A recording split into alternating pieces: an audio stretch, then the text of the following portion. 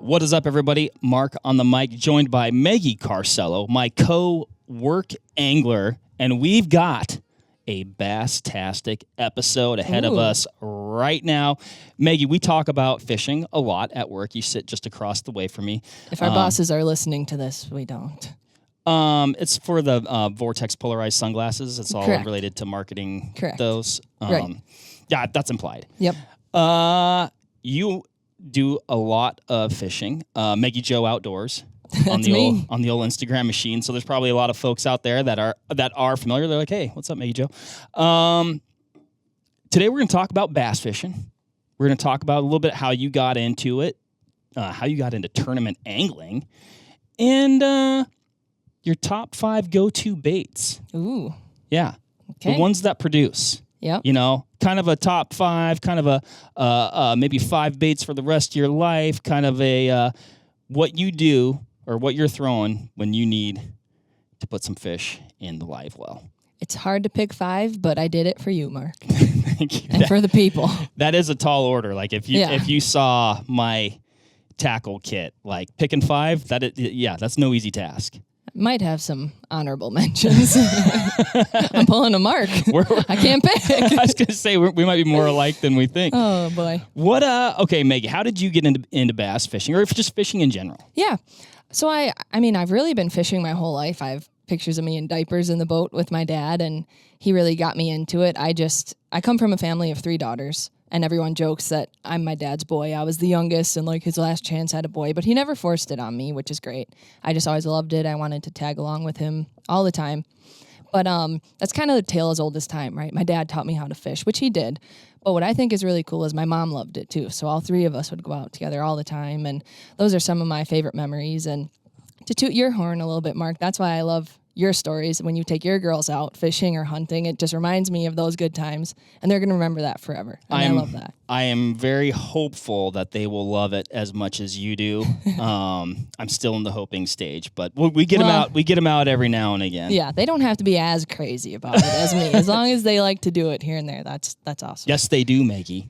Oh, it's not about having fun. Well, if you need me to help, let me know. Yeah. But those are just some of my favorite memories. But that was all just, a bobber, a worm, panfish, bluegills, perch, whatever. But every once in a while you'd get a bass on one, and it would just fire me up. So for whatever reason, I've loved catching bass my whole life, but we never targeted them necessarily. And then I went to college at the University of Wisconsin-Stevens Point, which is a small town. It's really well known for outdoorsy majors like forestry or fisheries or whatnot. So I made a lot of buddies who were really into fishing, and they let me tag along and taught me a lot about targeting bass specifically. And I just fell in love with it. And then one of them invited me to just fish a small bar league tournament. And I've loved sports my whole life. So mixing that competitive aspect with fishing that I loved so much, I was no pun intended, you were hooked. I've been fishing them ever since and starting to participate in bigger ones, bigger local ones. And then this past summer, I competed in the Bassmaster Opens as a co-angler. Hoping to do some Bass Nation stuff this summer. So trying to fish bigger ones and spread my wings and maybe get behind the wheel of my own boat soon. And I just love it. My summers revolve around it. Don't try to hang out with me on the weekend in the summer. I'm fishing a tournament. I love it. I tell you what, bass fishing, you talk about a fish that I would have to think, I didn't look up the stats, but it's got to be the most popular game fish in North America. You'd think. They're everywhere. And that's part of the beauty of them is they are everywhere. I can't really think of a state without them, maybe Alaska. They're accessible. They're in most of our lakes. You can fish them from a boat. You can fish them from shore. You can fish them a variety of ways.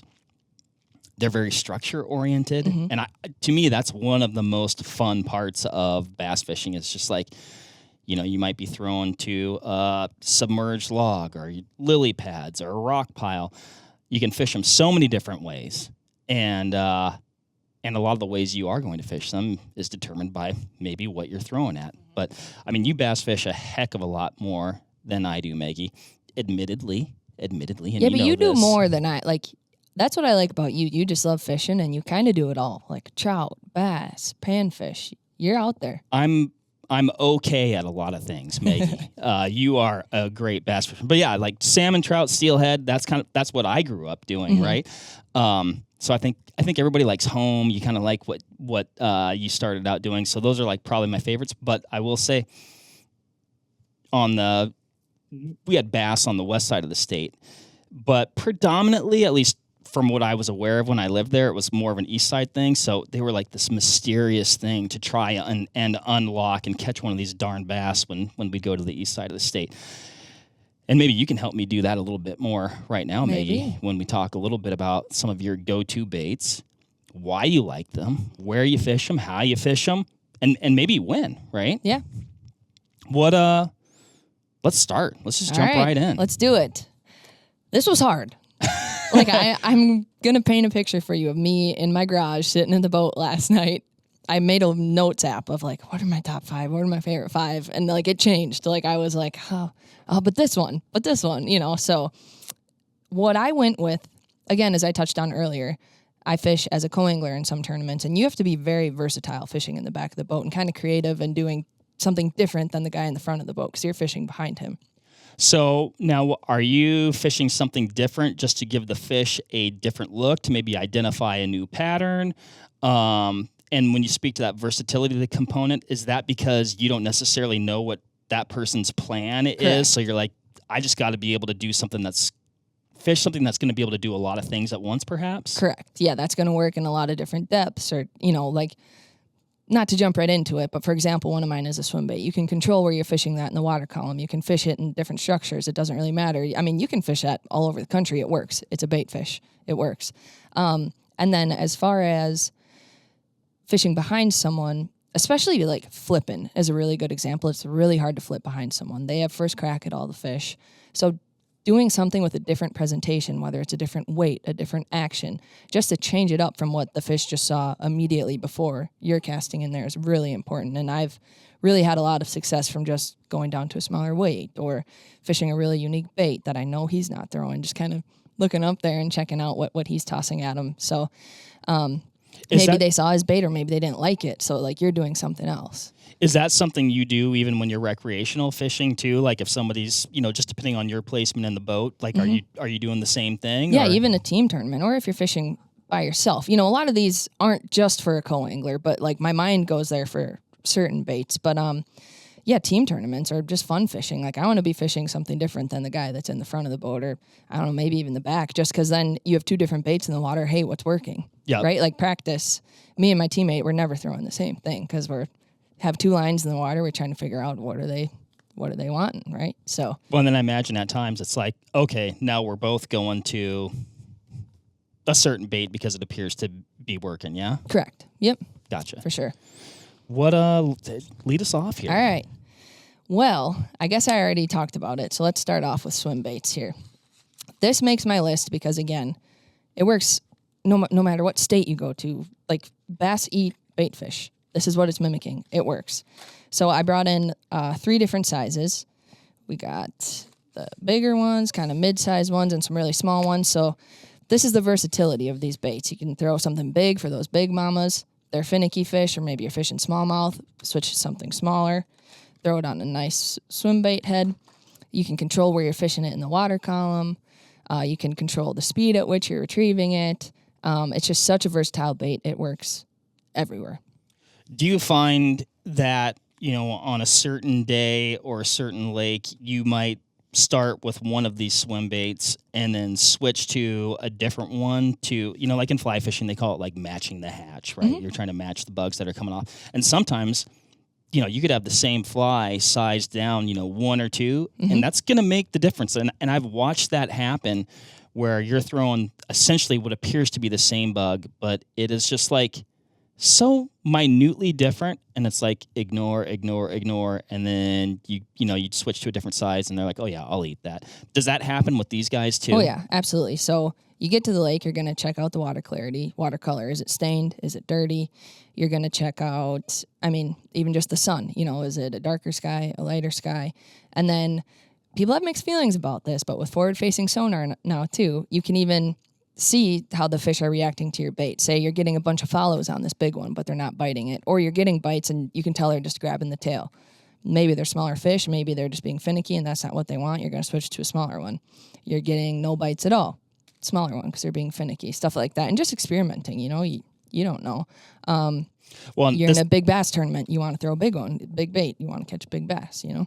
Yeah, and this isn't a forward-facing sonar, the ethics of it forward-facing up. sonar podcast. But I will say though, what you bring up, I think, is one of the coolest things about it. Is you're unlocking mysteries, right? We can know so much. You can choose to use it or not use it at some point in time, but the knowledge that you gain from it is it's really incredible to have that underwater window into what is actually going on. You always kind of make you speculate or hypothesize or use your intuition, but to be able to see it is pretty cool. Yeah, finding fish with it is fantastic. I know people have mixed feelings on it, but what I think is really cool is seeing their behavior, how they're reacting to your baits. I think that is really neat and teaches you a lot about fishing and fish. When I do this, they do this, Yep. and that could change day to day, like you were saying. But yep, when I let it go down farther in the water column, that's where they're sitting, so that's where I should have it. Or you can even see what's helped me, because I'll be the first to admit I'm not a professional. Forward-facing sonar has really helped me understand like how fast is my bait falling in the water column when I cast. How much of like a countdown should I give it before I start reeling? It's really a useful tool. It teaches you a lot, but strictly on the versatility is why this is one of my number one baits. You can catch largemouth, smallmouth, any kind of bass. We live in Wisconsin. I love smallmouth. Swim bait is a great smallmouth bait. But I mean, it works on all of them. It works anywhere you go, all time of the year, because you can control so much about it. Versatile, fantastic bait. You've got some jig heads here, some pretty elaborate ones, actually. Yeah, these are beautiful paint job on those. They are. Those are awesome. Yeah. Are you switching that in and out too, like as far as like what you're trying to do, or maybe water depth? Like depth. Just, I mean, again, if they're finicky, you can change like the colors of them. Those are my fancy ones, but you can go with something a little more natural, muted in color. A lot of different options. I mean, there's even different options with like kind of bait keepers on there. Tons of different options. I just brought in one today. I didn't want to overdo it more than I did, but yeah, that's something to experiment with too. We're getting really tiny ones if you're throwing something like an Alabama rig. So, going back to lighting conditions and watercolor, let's say the water's dirty. What type of color are you going to in dirty water versus maybe clearer water, and then also like maybe overcast versus a bright sunny day? The clearer the water is, you're going to want something really natural because the fish can see your bait better. Wind can play into this too. Maybe pick up on the fact that it's artificial, so you want to go as natural as possible. More stained, dirty water, you're going to want something brighter that they can see better. When I say brighter, it can even be darker. Like black and blue is a great dirty water color. Creates that contrast. Yep. And I see a lot of back and forth on the whole light, like the color of the sky deal, where like some people say white or something lighter blends in on a sunny day, especially with frogs, like the belly of your frog. I see people kind of go back and forth on that, but experimenting with it will teach you what to do. Yeah. If that makes sense. What about, you've talked about versatility of a swim bait. Are you fishing it a variety of different ways? Like I imagine you can just swim it in, right? But are you doing any other, techniques with it? Are you jigging it? Are you letting it drop and bring it back up? Me, not necessarily. Like for the most part, it's going to be a slow retrieve in, but you can change what you're throwing it on. So like you could throw this on a chatterbait, like a bladed jig. You could throw it on a swim jig. But when I talk about like being able to control a lot about this, it's where you're fishing it in that water column, the speed at which you're retrieving it. I mean, I guess you could kind of like do a yo-yo thing. A lot of people are really into the minnow fishing with the forward-facing sonar, but that's more of a kind of like, we'll get into this, but kind of like a freeloader type of deal, more of a minnow style bait. Okay. But I'm sure some people get a little more funky with it than I do. But just giving it the old tried and true. Yeah, I like it. Anything else on swim baits we need to know? I think we covered it. Cool. I think we covered it. So, yeah, that's swim baits. Sorry, Marco. What should we go with next here? I don't know. I think I'm going to go with this one because you kind of hit on part of why I picked this one. The good old bladed jig or chatterbait. This is one I have not fished before. You said you liked it. I like the name. Oh, okay. Jackhammer. That's my favorite chatterbait, favorite bladed jig. So the reason I picked this one, again, versatility, right? It works all year long. In the spring, in the summer, in the fall, it works. A lot of controllables with this too. This is usually the bait that I like using for my trailer, but you could use something like with more of a paddle tail. You can get creative with it, but it just works. This is great when it's windy or dirtier water because you're hitting on more of the fish's senses, right? So they can see it, they can hear it, they can feel it. You're hitting on all of those. So Just a fantastic bait. It works all year round. Again, you can let it sink more in some deeper water. You can burn it in really shallow water. It can get kind of tangled up in the weeds, but I throw it in the grass quite a bit and just kind of rip it through. And Okay. It's just a fantastic bait, and it's so fun. Like, it works all year, but my favorite is in the spring. Finding that shallow water once they move up and just lights out. Interesting. So you're putting this on this Crush City freeloader as kind of a trailer to this chatterbait then, essentially? Yes, sir. Okay. Yes, sir. Yeah, there's a lot going on there. Mm-hmm. And this is a bait, kind of based off of your question with the swim baits. This is a bait that people fish differently quite often. So you can just do your slow retrieve in. You can get a little faster with it. But a lot of people, maybe I shouldn't say a lot, but some people will yo-yo this as well. And I actually was experimenting with that this spring with forward-facing sonar, which was kind of fun. So letting it sink and then just kind of rip it up off the bottom, so it's giving you that vibration up and then just kind of flutters back down. Okay. And then rip it up, and it's fun. Were you getting some eats on that? I was getting some follows. I didn't close the deal on it, but Okay. it was fun. I'm still learning with the whole forward-facing sonar thing. I haven't spent a ton of the time in the front of a boat. I'm trying to learn and grow, and like I said, hopefully get behind the wheel of my own. But it's a lot of fun. Cool, man. Mm-hmm. Good stuff. All right. Yes, sir. Mental note of that guy. So this one shouldn't surprise anyone, but what had to make my list Now you're speaking my language. is the good old stick bait. A lot of people probably use a Senko. I like using the Crush City pig stick with just like a weedless, wacky Nico hook. It catches fish, guys. I ain't too proud. I'm throwing a stick bait, especially like I said, as a co-angler, you should always have one tied on. Yeah. It works. Once I found this style of bait, and again, I don't Haven't bass thrown fish. anything else since.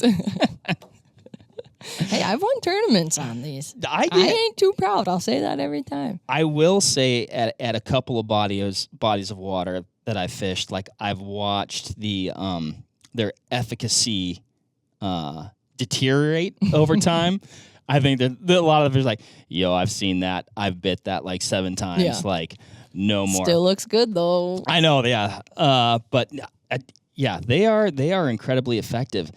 One thing I'll say, right, wrong, or otherwise, I fish them inline with like almost like more of like a Texas rig style. Like most people I know fish them wacky, but I like to throw them inline, and then they just like I guess I like the way they cast off my rod, and then they sit and fall. It's just a little bit different, but I've actually caught a lot of fish that way. That's the beauty of this thing. So first of all, we were talking about how so many people enjoy bass fishing. This is such an easy way to catch fish. It's easy to rig. They're inexpensive, right? Like I feel like anyone can really do this. You don't know how to use a bait caster? Perfect. Throw this on a spinning rod. And you can throw it so many different ways. Texas rig, weightless, wacky, Nico. There's so many different ways to throw this thing. Yeah. I remember the year these came out, I was actually at the iCast show. And really? Yeah. And what year was this? Oh man, this is a lot of years ago. Okay. We won't expose that then.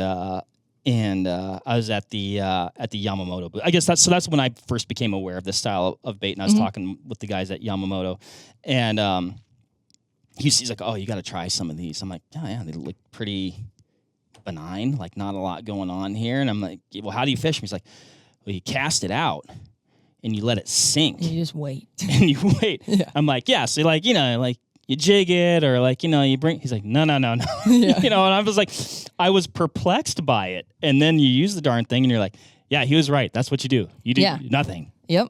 Yeah. The biggest thing with this is just you got to have the patience for it, which not a lot of people do. I think that's why it gets a lot of hate, at least why some people don't like throwing it, is because it's not super exciting, right? You just cast it and it just has that beautiful flutter down real slow. But gosh, dang it, do they work? They do. Yeah. Like you said, if you haven't been using this style of bait, it's definitely a must-have in your arsenal, and a bazillion color combinations. Yeah, it's got to be in there. I mean, I know it sounds elementary, but like if we're talking about 5 baits for the rest of my life, or I have 20 minutes left in a tournament and I need to catch one more fish, like I'm skipping that under a dock or what. It's just, it catches fish. Mm-hmm. Well, and for me, what I fish a lot are docks, and so it's just kind of the perfect bait to just Yeah. Well, that's talking about how easy they are to fish. Like they're so easy to skip. Like it's an incredible bait, especially for someone that's looking to get into fishing. It's an awesome bait. Green pumpkin watermelon. It's a good choice. Thank you. Let's move on, shall we? Yeah. Perfect. Are you sick of me saying versatility yet? No, but that's I mean, when we're talking 5 baits, right? There's a million bass baits out there, right? And they're all going to work under certain conditions, and some are going to be under like a very specific condition. But if you're going to have 5 baits in your box that are going to do a lot of things, multiple bodies of water, possibly even moving water, you gotta be versatile. Right. So that's why I don't know if I'm cheating with this one, but I'd say it's more of a technique versus a specific bait, because I brought 3 different baits in, but a Texas rig. Funny story is I actually hated any sort of like a jig, a Texas rig when I was first really getting into bass fishing. I didn't have the technique down of flipping a bait out there, controlling my slack, feeling it hit the bottom, feeling those bites. And there was a day that I just I didn't let myself pick up another rod. I took one out and I made myself fish that all day, and I fell in love with it that day. Like I just made myself do it and figured it out, and it is so dang fun. So a Texas rig. I did bring bobber stops too, which I forgot to take out, but essentially you're going to peg your weight, put your weight on, and then put a wide gap hook on. And then talking about versatility is you can use so many baits on here. So we talked about you can throw your stick bait on there. You can throw these cross style baits on there with different actions. So this one has more of a hinge joint, so it's going to kind of be more like a crawfish. This one has more of a flutter action. This one even a janitor style bait, like a bigger, longer worm style bait. Okay. It is so versatile. And this, when we talk about being able to throw it anywhere, like you can really throw it anywhere. It's weedless as long as you tuck your barb and your hook point up into your bait. I mean, grass, wood, you can throw it anywhere. I mean, a jig is probably going to be a little better around wood, but it's one of my favorites. Every single tournament, I'm going to have a Texas rig tied on. I mean, you can throw it in rocks. You can throw it on sand. Yeah. Yeah. No, that is cool. Yeah, that's one of my big go-tos. And just how fun is it when your bait is sitting on the bottom and you just feel that thump, and you can just, you have a little bit of a heavier rod and you can just crack them. I think that's what's different about a bass bite versus really a lot of other fish is, like even if let's say you could be spin fishing for trout or something like that, or salmon, and it's like, bam, you got one. Where that bass bite is like, you're working it, and then you just feel it just get sucked in, and they're like, dunk, and then oh, it's on now. It's so fun. So yeah, that one is... That was something that took me a while to figure out, because I wasn't used to bass fishing, was learning what that bass bite feels like. Yeah, absolutely. Especially, I don't know if you've done any fishing with like a big worm, like a 10-inch, 12-inch worm. I haven't, no. That's a learning process too, because they bite on the end of it a few times, and you have to let them do that a couple times till they get that whole worm in their mouth, and then you crack them kind of like a frog. Like you see that blow up and you just want to set the hook, but you have to wait and let them eat it and then set the hook. So it's fun. You're always learning, different techniques. And yeah, I've never fished a plastic like that big where they have to like take multiple bites. And then I would imagine, like, to me, you might like even miss some fish because they got the bait in their mouth, but when you finally, go to give them the beans, oh yeah, they don't have the hook. I've missed a few, Marco. That's why I learned. We'll do that this summer. Don't worry. What style of weights do you like for when you're Texas rigging? Yeah, I usually just do these tungsten flipping weights. I know some people, they all kind of work the same. You can use worm weights or... And you're pegging them though, like you're putting a stop on them. So that Versatility. I'll experiment with not pegging it sometimes too, because that'll kind of affect the way it's falling. So sometimes, even if you don't want to re-rig your rod, you can just slide that peg up so it has some room to kind of slide around. And if you think like that weight's falling, so your bait is kind of following it down, if that makes sense. So just again, just changing up the presentation and just seeing what's working. I've had days where Andrew's doing that in the front of the boat and whacking them, and I'm in the back, and I'm like, why am I not getting any bites? He's like, oh, try taking your peg off. Then I start catching them. It's weird. Golly, that's cool. Yeah. It's so funny, just the smallest things. And sometimes you're like, is that big a deal? Do I really want to make a change? Do I really want to tie something new on? Do I really want to and then you're like, it's the small things can make a big difference though. It's crazy. A lot of experimenting. Very all right, so what is cool. that, number 4? I think so. If anybody's sick of me power fishing, this is for my finesse people. Okay. Again, we live in Wisconsin. We love smallmouth up here. So I had to go with a drop shot to bring it home. Okay. This is technically a Ned rig bait. So I did bring in Ned heads as well. So the versatility of this bait, I use this as a drop shot bait, but you can also throw it on a Ned head and get after it. But a drop shot. I am a sucker for a drop shot. I love finesse fishing with a spinning rod for smallmouth. This is a little more of a funky setup, if you don't mind me showing. Yeah, please do. On my rod here. Excuse me, Marcus. Yes. If you can't tell, a gal owns this rod. I keep my weight with a hair tie, so it's not flinging around. Any co-anglers out there, that's a good pro tip, because boaters don't really appreciate your tungsten weight banging on the side of their fiberglass, so I like to just tie that up with a hair tie. But a drop shot, I have the hooks there in the package, but you've got your bait here. You want to make sure that it's hook up, so when they bite, get that right in their snoot. And then you got a leader line here going down to your weight. This is the shape I prefer, but again, it depends on the lake and the structure of the rocks. Sometimes I've found that this one gets snagged up less than a pencil style or that's kind of like a teardrop, I guess. Yeah, this one's usually my go-to, but yeah, like the pencil style or like the circle. I can't think of what the word for the circle ones is, but just experimenting with that if you're getting snagged up a lot. But then, you can really put on any kind of bait you like. And if you want to use a bigger one or do more of like a power shot style bait, you can throw a bigger hook on there, throw a bigger bait on, but just kind of nose hook it. And then this allows your bait to be, like say my weight's on the bottom of the lake there, this allows your bait to just kind of be up above the surface in case they're kind of suspended up off the bottom. So I love this for finesse fishing, smallmouth. It is just fun. I love pound for pound fighting a smallmouth on a finesse rod. It is a blast. But yeah, there's tons of drop shot baits out there. So, and then I actually saw a guy drop shotting from shore one time, but to me it seems like predominantly like a vertical boat presentation. Like, what's your experience with it? Or is it not a vertical presentation? It is, but you can work it in. I whip that sucker out there, and then it's literally just kind of like a really light jig in, and you can just kind of be reeling in slowly. But you want it to be a vertical presentation, yes, but maybe work it in that spot for a little bit, give it a reel, and then work it in that spot a little bit, and you can work it Gotcha. And you're just kind of almost just like a real shaky bait type thing, just kind of giving it just kind of a constant action. I can take one of these out of here, but you're just mimicking whatever sort of bait in the water. If you think about once this is nose hooked and it's up off the bottom, suspended, and just kind of sitting there with that tail fluttering. Gotcha. So it's a lot of fun, and this is really good if you enjoy bed fishing as well. Okay. Yep. And I've caught largemouth on drop shots too, so it's not just for smallies, but it is a lot of fun, and I throw it a lot. I like it. You mentioned some honorable mentions. I did. How much slack I got on there. How much time you got, buddy? Which I was glad. You're like, I brought some honorable mentions. I was like, oh, good, because Starting off strong. Have you ever thrown one of these before? I haven't. Just no. Kidding. Mark didn't know that. That was for you. I was like, you catch bigger bass than I do. Honorable mentions. It's not that these aren't versatile. Like my first one is a jerkbait. Again, this works all year long. You can really control this, how quick you're working it, how long you're letting it pause. It suspends in the water, so it's fantastic when the water's colder and fish are lethargic.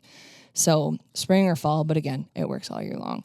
But for my northern folks, this should be in your boat. It didn't make my top 5 just because, like, I'm not going to lie, it's not my favorite bait ever to throw, but gosh, it works.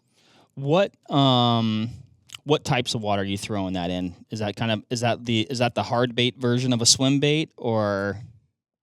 You could kind of say that. Essentially, it's just, I mean, if you're bass fishing when the water temps are cold, those fish are lethargic and they don't really want to chase. Like, they just, if they're eating, they just want it to be easy. They don't want to be swimming around chasing something. So this suspends in the water column, and the action when you're fishing it is just like, it's a jerk bait. So just like giving your rod jerks or twitches, and you can control how many in a row that you're doing, how long you're letting it pause. And usually in colder water, they're going to bite it on that pause. Yeah. So sometimes you're just sitting there, and if you don't feel it, you go to jerk it again. You're like, whoa, which is really fun. So, I mean, people throw these all year, but I mostly throw these like spring or fall. Okay. Interesting. When the water's cooling off. Like you said, they are really cool because they suspend, so you can give it that, that super erratic action, and then that pause for that fish to, grab it. Yeah, they're pretty cool. When you watch them in the water, you can see, like, I can see why a fish eats that. And just a great way to target suspended fish, because it can be hard if you don't know where to be fishing your swim bait or whatever in the water column. It's nice that this just kind of stays there, and gosh, it's fun. Honorable mention number 1.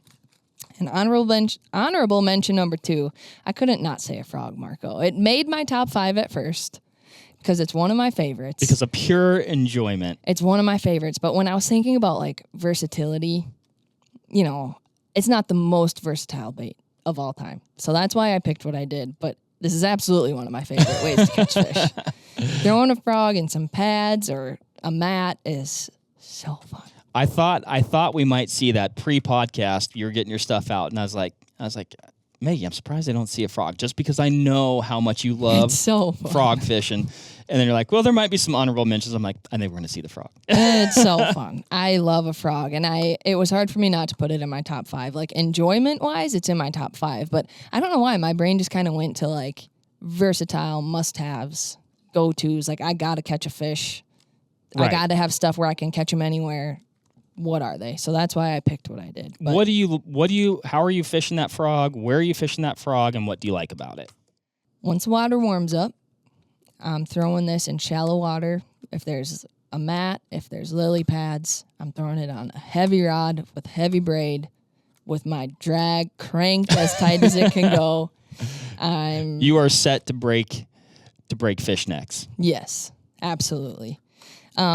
It's just so fun. I mean, it's visual. You can see the fish coming out. You can hear them. You can see them. They come out of the water, blow up on this thing. And again, it's a learning process, because when I first started doing this, you see that blow up and you just want to set the hook. But oftentimes that's just the fish coming out of the water and they don't have your frog yet. So, oh gosh, it's just fun. Nothing gives me an adrenaline rush like a blow up on one of these. And again, with the rod setup that you're using, you can just torque on these things. And like, really, I mean, you got to get them out of those pads, or you're going to lose a fish. You have to keep tension on them. And we don't even net frog fish, no matter how big they are, because the second you let that tension off, you might lose them. So it's just a blast. It's just fast paced, and you never know when you're going to get a blow up. You can kind of change up how you fish these too. Like, I generally trim up these tails, especially if frogs are missing it a lot. They're just biting the legs. Okay. And they're missing your frog, so trim those up. I fished a frog-only tournament once. Oh, that's pretty cool. And we were struggling. And for whatever reason, I figured out that they just wanted you to burn the frog. Like, they didn't want you to do any of that walking action. Like, we were just reeling them in, and then we started catching them. So, like, no kidding. Experimenting, kind of like a jerk bait, when you're letting it twitch, like how long they want you to pause it or how fast they want you to move it.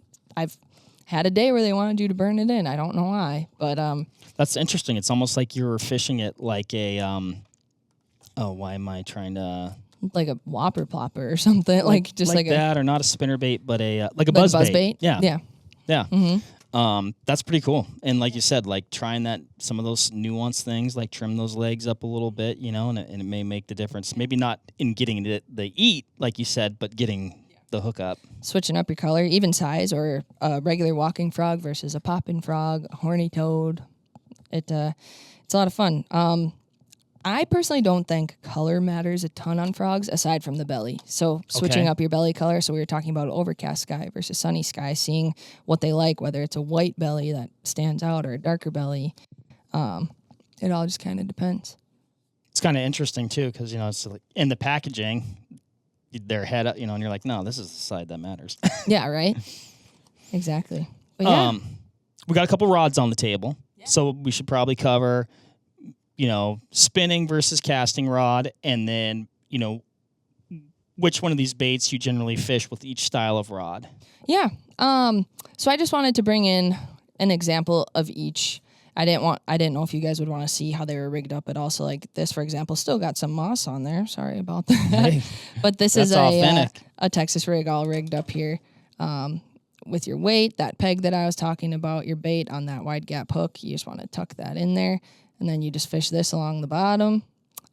This is this bait. So when I talked about more of kind of a flutter, more action with this one, I throw that on a casting rod. I really throw all of these on a casting rod, aside from your stick bait will go on the spinning rod. Anything more finessey, so your drop shot or your Ned rig will go on the spinning rod. And then depending on the size of your swim bait, that will go on there as well. So like these smaller swim baits, just depending on size and weight of your jig, that'll probably go on a spinning rod. And then your casting rod, I'll be throwing my chatterbait, my Texas rig, bigger swim baits. Definitely a heavy casting rod for your frog, and then casting rod for a jerk bait as well. Cool, man. Yes, sir. I dig it. You can throw this on. A lot of people will throw this on a spinning rod too, but I throw it on a casting rod. Yeah. Yep. Good stuff. Yeah, that's my go-tos. Did we leave anything on the table with the baits that are on the table? Probably. I know. There's so much to it. There really is so much to it. I'm so nervous. I'm in the presence of Mark Boardman, Vortex Nation podcast extraordinaire, fish slayer. We try to keep it honest on the Vortex Nation podcast, Maggie. Should we start over? Cool. Well, thank you so much. This is fun. This is fun. Yeah. I mean, like I said, we always talk about it, 10 feet away from here. It's like, well, we might as well talk about it on the radio. Maybe we'll get some folks, learn them up on something a little bit, maybe inspire them to go out and try a little bass fishing themselves. Odds are they have bass in their area if they haven't been doing it. Mm-hmm. There's so much to it. You can make it as simple or as complex as you want. And, but there is one commonality, and it is fun. Yeah. Hopefully there's some hunting and shooting folks out there that enjoy wetting a line like we do that get some enjoyment out of this. I like it. I like it. We'll meet you back at our desks in 5 minutes to talk about fishing. Yeah. Perfect. And then maybe in a couple weeks we should just go. Yeah, we're going to get you on a big worm bite this summer. That would be fun. Yeah, we're going to do that. Awesome. Well, thank you, Maggie. Thank you, everybody, for listening. Good luck out there. Happy hunting and shooting and fishing. We'll catch you on the next one. Bye.